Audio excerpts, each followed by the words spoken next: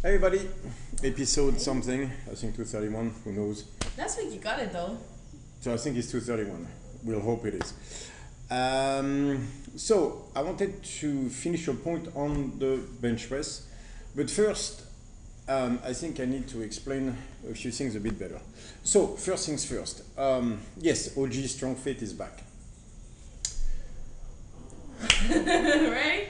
Let's fuck shit up. Look, I will always be two persons. There will always be the strength athletes, and there will always be the guy, like for example, studying anxiety and autism and all the crazy shit. I will always be those two people that will never stop. But the fact is, so on the studying thing, like we just got approved for IRB for with UCLA, so we're gonna start to do the studies. We are approved for that types of things, and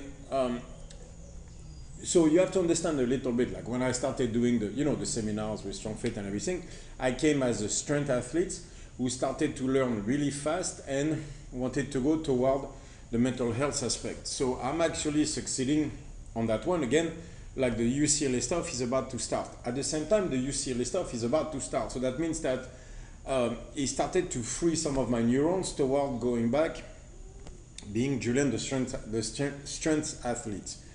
And both of those will exist, but they will not necessarily coexist in the same place, not like before. So Strongfit started as a movement, like the heavy stuff and then the sled and all of that, and it moved toward the nervous system and all of that. I'm at a point where both things need to exist, but need to exist in a way separately, because both things are their own thing. And trying to teach both, I don't think is working. I just think it's too much, because it requires just not for everyone. Some of you will want to learn both, but for a lot of people, it's just too much. It's too much information, too much depth into anxiety and autism and all that stuff. So I will continue doing it, but I want to do it in different places. So anxiety, autism, the UCLA stuff, all of that, I'll still basically share all my musing on this, by the way. But this will be toward improve, and Strongfit will go back toward what it was, which is strength athlete. So strength athlete means we lift really heavy shit, and then we push intensity really, really high. So Yeah. that's what the template is, by the way. Yeah, so the autism stuff will really be in the gyms and everything that you're developing together with Mike. Right, and I can have coaching doing that in their gym, but that will be improved. Yeah. That will be almost like a separate business from Strongfit, because I think if I mix all of them, none of it get to the level that it's capable of getting to. And I think that's a very good point. That's a problem. So it becomes everybody in the middle, which I don't like, and no one at the extreme being as good as they could be. I don't like that, so I will split the two. So the OG Strongfit is back in that sense. Does that mean seminar about sandbags, yoke and everything? Yes, it does, because that seminar I'm interested in doing. I'm doing the seminar about movement, so going back to the openers, lifting heavy sandbags, pushing the sleds, and all that stuff. And that I find the fire toward, again, obviously the UCLA stuff I'm doing, you just don't hear about it much, but trust me, I'm full blown. Yeah, there's actually a lot of progress made on that. No progress, a lot of work done. I'm just not speaking about it much, but it is being done. On the strength stuff, the strength athlete, the fact that we had to start training Janina for her, because she wanted to compete in powerlifting, kind of made me training heavier than before. I kind of tried the volume stuff, and outside of wrecking myself, honestly, I didn't get much results. So I went back to just my heavy stuff, which is mostly a lot less assistance work, a lot more just plain movements, right? Movement patterns, heavy and everything. And physically and mentally, I feel so much better. You're bigger too. I'm a lot bigger too. You're I'm starting to getting jacked again and very strong. And I think I can be stronger now than I was 10 years ago when I was competing in strongman. So that kind of rekindled my energy toward training as well. And that also showed me that this is mentally and physically, this is the best place to be. Like the OG Strongfit was correct. It is. Just 100%. fundamentally, it was correct. So I want to start pushing that forward again. And so that's what you'll see on the template. You'll see actually less sets. We're going to talk about this right now. Less sets when it's heavy, and when it's light and we push the conditioning, then we push the intensity, not the volume. So we don't do Murph, we do Fran. And So every sled workout should be friend, not Murph. And Bare- actually not the- even Helen, let's be honest. Yeah. Maybe Helen. Helen is as long as he should be. Yeah. Actually, that's what got me so excited also about competing. Is because I truly think it's like my way of showing where the principles can go. And Yeah, I think they can principles, go yeah. really, really far. Like just Yeah. doing pure Strongfit and pushing it with everything you Her powerlifting numbers are going up. with Yeah. your thought is just fantastic. Because she's gonna squat 365, deadlift 425, and bench 155. at And the just doing the competition. Strongfit So, stuff, yeah, like I yeah. think that's what makes 160, competing so cool. 155. I mean, I love competing, but You know, I actually, think I'm that's competing, what so. I think so- just think it's so cool. But It's he just made it pure- fun for me too, and then Yes, suddenly made it I'm so fun starting for me. to lift heavy. And by the way, lifting heavy. So I'll tell you what after doing the strong fit stuff and going more volume and now coming back to pure training, resilience, which is the stuff I'm working with UCLA, even for sports, even for performance, resilience is key. 100%. And there's two types of resilience, right? But resilience comes back to neural output. At the end, that's what it is. It is a stronger neural output and a faster neural output. I think one of the mistakes that people make when they train for strength is leaving the gym tired from a neural output perspective. You can leave the gym tired from a muscle perspective, but not from a neural output perspective, not from a nervous system Not feeling perspective. drained, basically. Not right? from a nervous system perspective. You should be drained physically, Yeah. but never neurally, if that makes sense, right? So that means that we're gonna do one set, maybe two, but that's it. Which means the warm-up is gonna be very short, 1 or 2 reps, right? Even if we do a 5 rep max on the main stuff, our warm-up is gonna be 1 or 2 reps, just enough so things move correctly, then we hit it for 1 set and we're done, like Dorian Yates style. Maybe 2 sets, but it's gonna be mostly trying toward 1 set as heavy and as well as we can move, but just put all energy into 1 set and then you're done. Then after that, if assistance work needs to happen, it's a different stuff, but you cannot leave the gym exhausted from a neural perspective.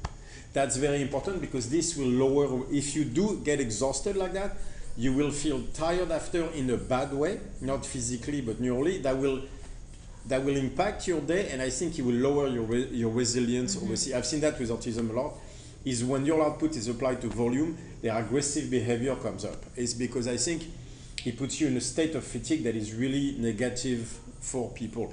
I know women hate being tired during the day, so my advice is never ever exhaust yourself neurally in the gym. If anything, you should leave elevated, not blasted. 100%. So, and then after that, when we do like, let's say the sled or rope pull or whatever, it's gonna be very short as well, but very intense because that's more reps. We can do 2 sets, right? But it's gonna be 2 sets of the rope pull, 2 sets, but as hard as we can make it. So then it can be lighter, but it has to move very fast. So not like slow drag, like I see some people do. It's gonna be like, no, let's go as fast as we can.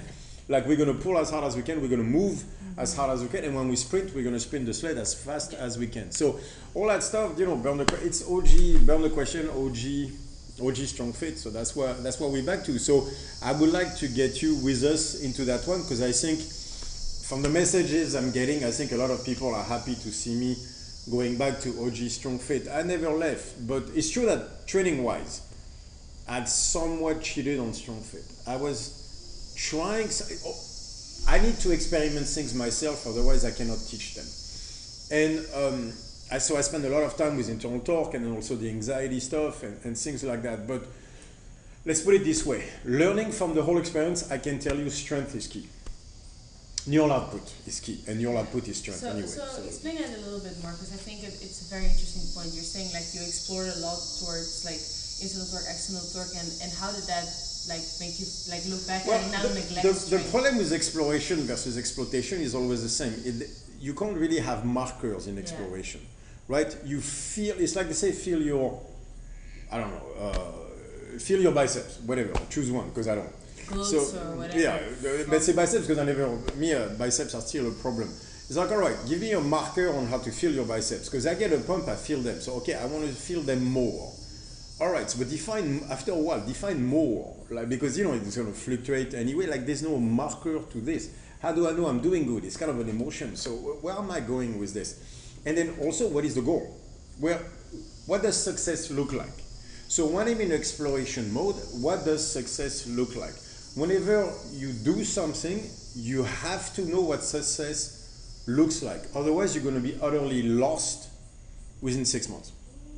Because you know what they say, for a ship with no port, any wind will do. Yeah. Like, and that's the problem with exploration, is you can get lost very easily.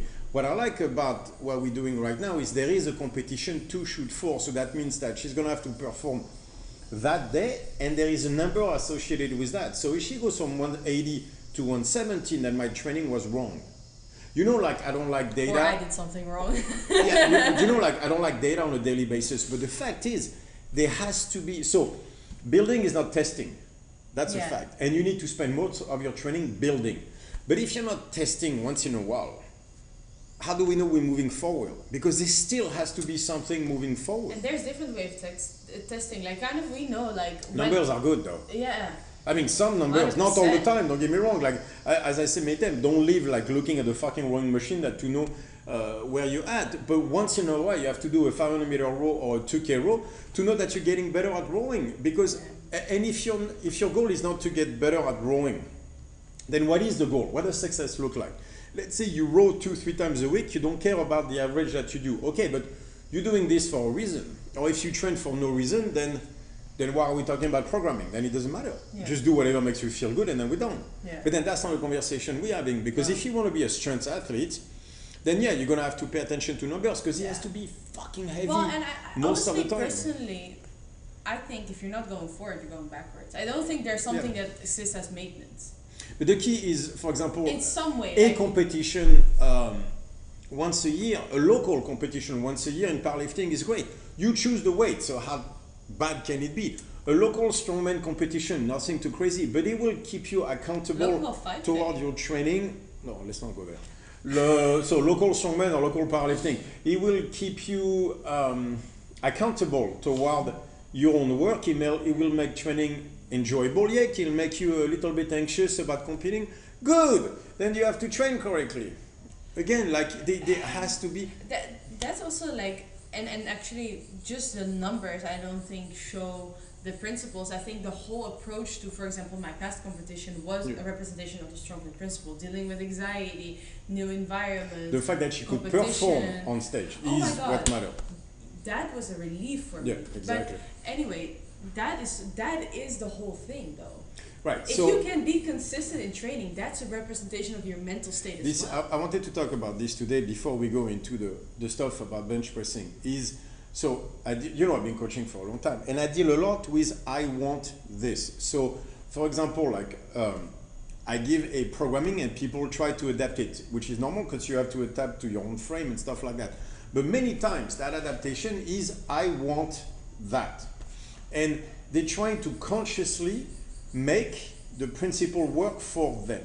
And there's a massive problem with that I'm going to explain. There are different types of intelligence, and I don't mean in general, I mean in the human body. Even you as a unit, you have different types of intelligences within your own system. You are not one intelligence, you are different ones, at least two, probably more.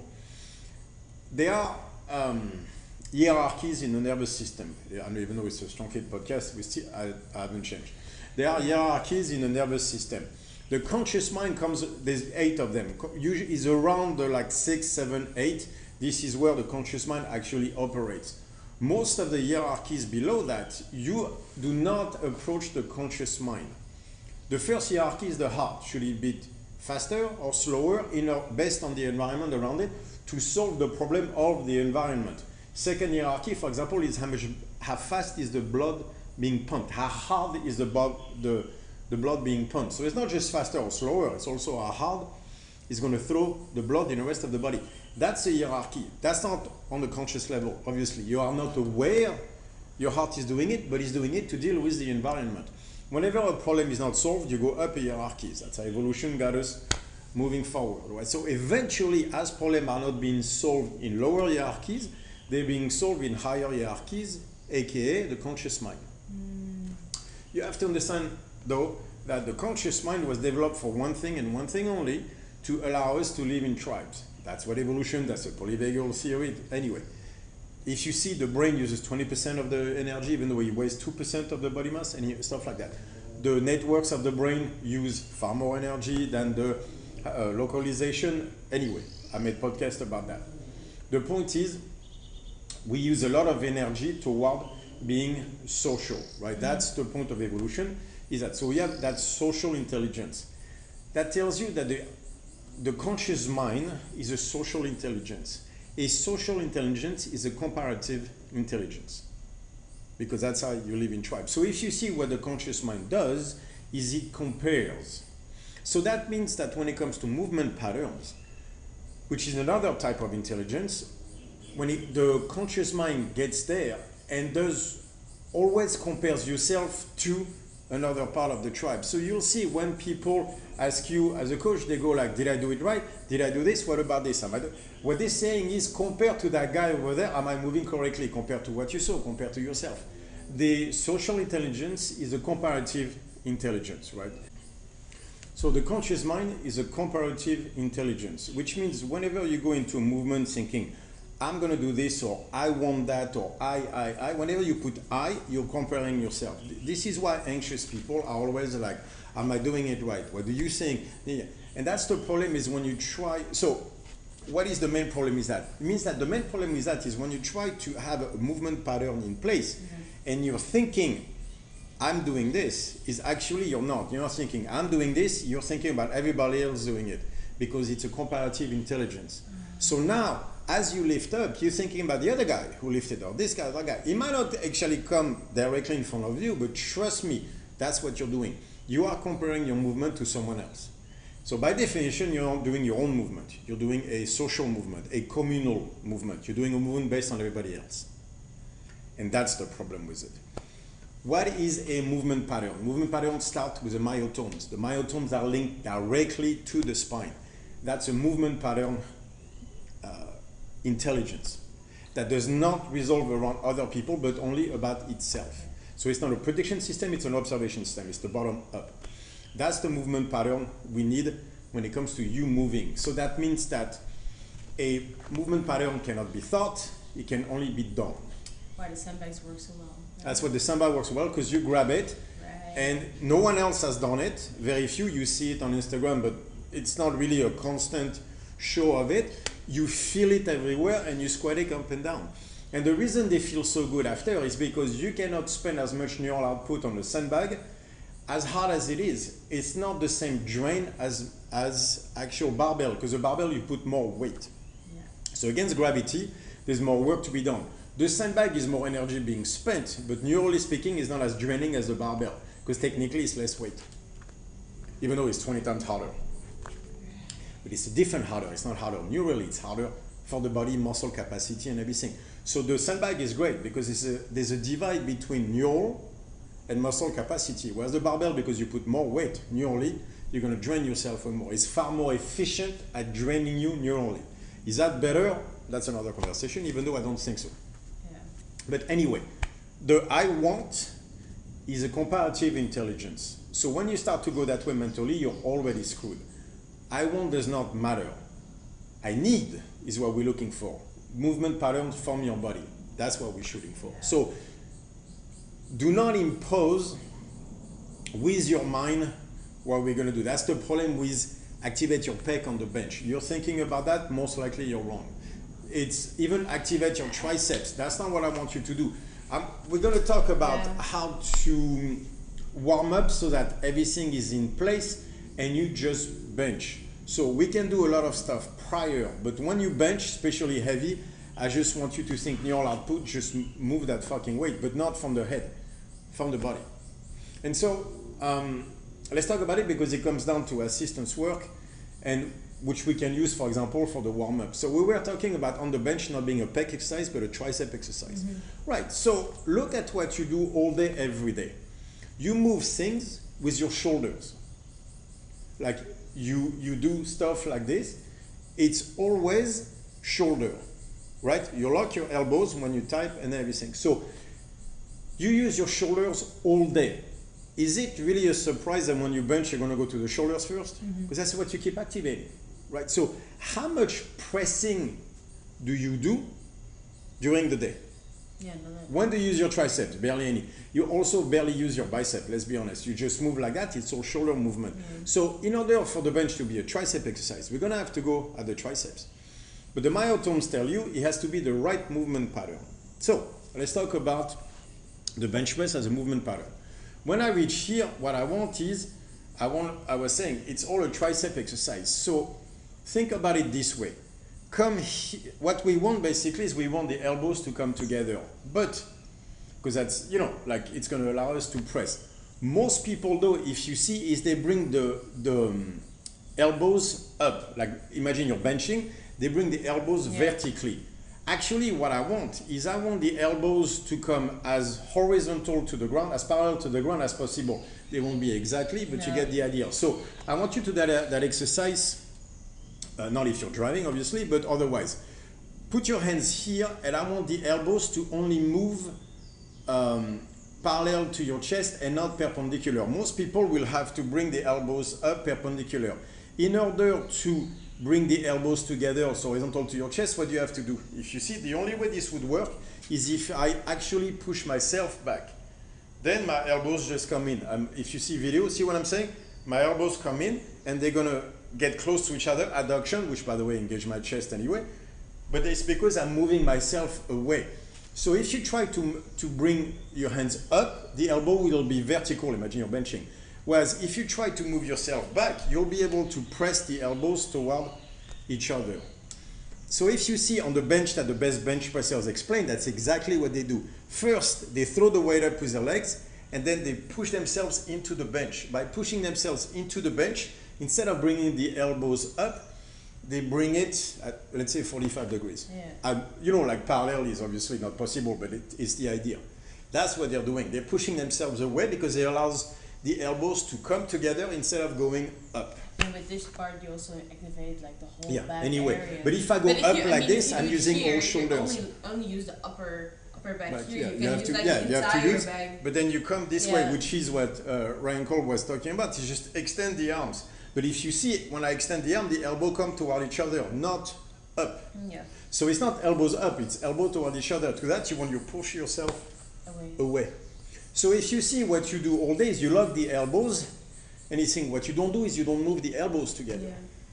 So that's an example, for example, of learning to bench where that's why you have to push yourself away because you want the elbows to come in. It's going to be the same thing on the strict press where I want the elbows not to go up but toward each other. That's because it's going to shorten the movement tremendously. So we need to practice that. So we can practice the bench, but otherwise how do we do that? And this is the problem about myotone versus isolation. Is if you look when we talk about doing tricep work, we lock the elbows and then we extend the arms to activate the triceps. The elbows don't move, but that's not what I want on the bench. I want the elbows to move. So what I want you to do when you do tricep extension, biceps or whatever, is I want to see movement of the elbows toward each other. So what does that mean? Instead of doing a tricep press down where my elbows are locked against my body, I'm actually going to bring the elbows out and I'm going to press it down, but letting my elbows come in. If you see if you're on YouTube, you'll see the video itself. What I'm doing is a GM press version of a tricep extension. So imagine if you're doing the difference between a skull crusher and a GM press is going to be the same thing on a tricep press down. So instead of locking my elbows in and extending my arms, I'm going to have my elbows out, I'm going to have the cable along my neck, and I'm going to press down. And what's going to happen is my elbows are going to come out and in, out and in, out and in, parallel to my chest. Because that's going to mimic the movement that I want on the bench, which is elbow movement. The myotomes tell you you need elbow movement, not elbow locked, just activating the triceps. So it's not I want triceps. No, it's I want to press. So let's press the same way. Let's have the elbows moving. Same thing on the curl. Instead of locking the elbows and doing this, we're going to let the elbows come up and do a version of curls where the elbows shoot out. Because that way it's the exact opposite of when I press down. And that will make the bench press an arm movement instead of a pec and shoulder movement. The bench press should be an arm movement. So we should train like everything is an arm movement. You activate by doing stuff, the shoulders all day. When you train, I want you to use your arms. So that means that I want that GM press down, we're going to call it, right? Where the elbows come in. And when we do curls, we're going to do hammer curls where the elbows come out. So suddenly we're going to have elbow movement, which is something we barely use during the day.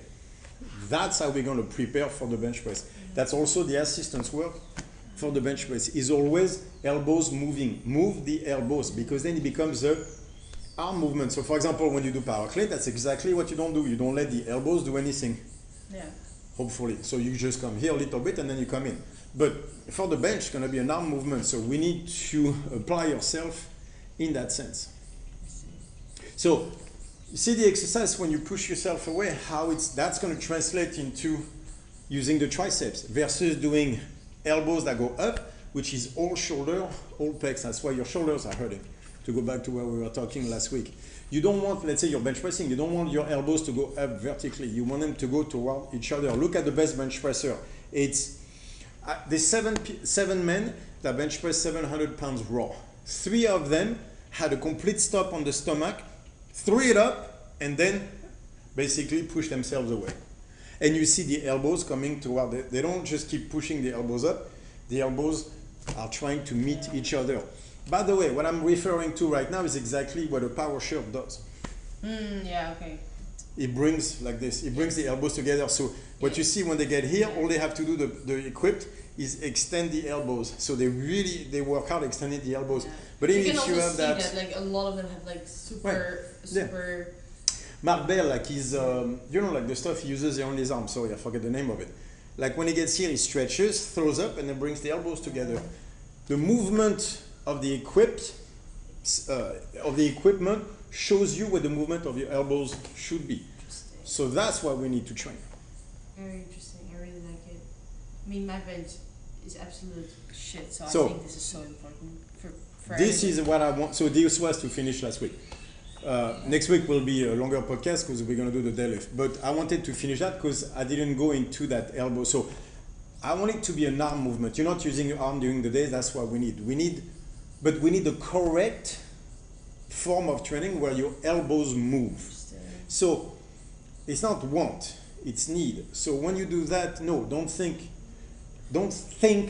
with your conscious mind when you train. Just the movement is the triceps. It should be in the triceps. Now this is warm up, so we do, remember the hundreds, we do 4 sets of 25. So let's do 2 sets of 25, but as a GM press, just to just move your elbows, right?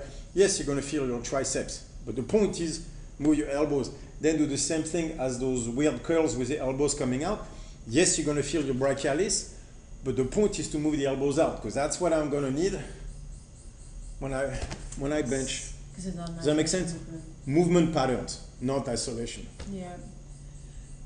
All right. But I wanted to ask one more thing before we finish up this podcast, because I think it's something really cool going on with you're 47 for 3 years and stronger than you were before. So can you explain a little bit, because I've been seeing you for the last, almost 4 years every single day? Together, yeah. Jesus. So why are you training at now? What have you gone through in the last basically 2 years of being here, Brazil, training and everything compared to when we were in Amsterdam? What are most of the difference and things where you are now, and what are you really working on towards this upcoming year? Okay. So my training is different in the sense of, so I have to go back a bit. When I went on the road to do seminars, it was impossible to maintain the level of intensity in my training. So I was doing it, I just wasn't doing it as much. Mm-hmm. The problem is when I had my gym in Torrance and I was blasting myself on a regular basis, is I was very consistent with it. And it was just dying. Constantly. Like you, where it was heavy, my focus was on that. Yes, I had a business, but my focus was entirely on training, let's be honest. And then I had super regimented day where Yaya going to school and everything. And then suddenly I'm on the seminar and my life is different. And my training suffered from that. So I was still strong because I'd worked so hard that you maintain the base. But the fact is, every year the intensity went down and down and down and down. And you go to the gym and you're still strong and it's fine. But to reverse that is the train has to come to a stop before it can change lanes, basically. And when I tried to go back to training, obviously my body wasn't responsive as before because I hadn't, when I started to want to kick my ass, it's 4 years later. And so the weights don't move the same, the exercise, everything hurts a bit, and I'm just not getting like I'm dying with 70 to 80% of the weight I used to play with. Mentally, it was super hard. Mm-hmm. It was very hard because I'm working hard and I'm figuring I'm 2 months I'm back. And now I'm 4 months in and I'm at 80% and my whole body is breaking. Because the soft tissue wasn't used to it. My neural, and I wanted to train like I used to. Yeah. Yeah, but I forgot it took me 5 years to get there. And so I go back and I'm like, I'm gonna jump back in. And no, you don't jump back in. When you took such a break, you just work your way back in. And at first, like in Holland, I was just breaking everywhere and I'm still working and this and I'm trying to find a reason to do it again, like that heavy, that hard and everything, but also understanding that yes, but it's not a 2 months, it's a 2-year quest, because you stop for so long, it's gonna be 2 years to go back to 95% of where you were. And so, and at the time, business and stuff, and there's not really an overriding principle that just gets me there. So I'm training hard, but not what I needed to do, which is less said, but like basic movements. I'm doing more assistance exercise. I'm like, oh, I can keep the muscle with assistance work. Not my way. Actually, I'm actually not built like that. I wish I was built like a bodybuilder who could do that, but I'm not. Yeah. I'm a AKF type of guy, which is I need one set super heavy to get a response to when it comes to neural output. I'm a neural output guy, right? But I wanted to train to have a nice physique. I wanted to see my abs. I wanted to do a bit more jiu-jitsu. I wanted to do stuff. And the one set 5 rep stuff doesn't let you do anything else. No, that's really true. Like if you start to go for like strength, like I see it with like my running and everything. Right. It just it eats that's everything. what you eat, everything. And at the time, the commitment to go back to pure strength and being a strength athlete was so hard because I had so much ground to cover. I had lost 25%. Try to go back from that. Yeah, no, and now, by the way, now I'm fucking 46, and I'm like, I can't expect to be as strong as 40, which wasn't true, but it was it's like... It's easy to go there, come on. No, but just because strength takes everything. I was like, do I want to give everything? And the answer was no. I wanted to do maybe some jiu-jitsu, maybe this. Kickboxing at the time as well. Playing pool. Yeah. Right, there's a lot of stuff I wanted to do, and the fact is strength takes, if you're going to push it really far, takes everything. True. So I just didn't want to go there. And then we met, and then you stopped sprinting and you wanted to go to our powerlifting. So naturally I was like, well, if she's doing it, I'm helping her. And then I started lifting heavy. So in Rio, I started lifting heavy, but the volume was still too high. Yeah, and we also moved it, which kind of gave us like a lot of quiet. Yeah, no, but the problem wasn't that. The problem is I tried to keep my abs and train heavy at a high volume, and that didn't work. So at some point, I was like, fuck the abs, let me get strong. Yeah. Gained 3 kilos, lost the abs, but now I'm back to heavier. Like I'm always at my best at 108, 109, like 240, 245, and I started training super heavy. And my body started to respond to it. But I do one set, blast myself, I'm done. Yeah, but you started back in Rio. Right, yes. And by the way, I started 2 years ago. So it took me 2 years to build back, to learn the lessons again, and to learn to do one set and be happy with that. Before, I would never have done a session that is one set of stiff leg deadlift for 4 reps. Like, no, I need to do more. More is better, which I know more is not better, better is better. I've seen it. I've said it, I just forgot to follow my own advice. I made my own mistakes. I got distracted from the strength too, with all the other stuff. With the business, with the improve, with the anxiety stuff and everything. And just, I cheated on strength. And strength is a very cruel mistress in that sense of you have to commit. Otherwise... Yeah, she doesn't like you fooling around. No, she doesn't. She's a cruel mistress. And so, but like, for example, coaching you at the powerlifting competition, that was so much fun. It was cool. We did it as a team. It was really cool. It was really fun. And then suddenly the lift starts going up and I'm like, hey. And then I adjusted my mindset correctly, which instead of want, I was like, forget that, just lift fucking heavy. And so the proper constraints put me back on the right track. And out of that, my body and my mind responded. But that's because I could lift heavy. At some point, I was like, do one set, but lift heavier, not bigger lats, not comparative stuff, just heavy. Forget assistance work, forget being a bodybuilder, forget bigger lats, forget muscle, forget abs. Lift heavy and hard. And I started to do that, and right away mentally I felt so much better. I was like, ooh, so kind of fed itself back up. And I'm remembering all the lessons I tried to teach you guys out of doing strength like that, but out of getting away from the comparative intelligence. Yeah. So my conscious mind does not guide my training anymore. not like he did prior. Now it's just like fucking heavy. So what Wait, does my body feel for the day is what I do when it comes heavy. So I'm supposed to press, but I want a stiff leg, I stiff leg. If I want to, I'm supposed to stiff leg and I want to press, then is whatever I know I can fuck shit up on that day. Yeah. That's what I'm doing for one set, 5-6 reps. I don't care if it's supposed to be higher, lower, if I'm going to build pecs with it or not. I will grab the 60 kilo dumbbells and I'm fucking pressing it. When I can get to 7 reps, I'll jump to the 70, or we'll find a way to add 5 kilos to it. Yeah. So that's we'll get creative. We get some gorilla tape or something. It's not a bad idea actually. The constraints. Oh, that's a good idea. We can do that. We bring gorilla tape. Come on. And I do one set with 2.5 kilos on each side. 100% Just bring works. gorilla tape and scissors so you can cut it off right away. No, you know? can go like this. I'm gonna make a video of me gorilla taping 2.5 kilo weights on each side of the dumbbell to get the 65 kilos. Oh, I'm it's so down. Are we going tomorrow? We can do tomorrow. Well, I'm still I'm still at 6 reps. I need to get to 7 or 8 reps on the 60 kilos. I'm not there yet. Okay, when Saturday I'm there yet, and then we'll do that. Saturday and then the week after. Not Saturday, but on the week after Saturday. Yeah, strength is not the only cruel mistress, but anyway.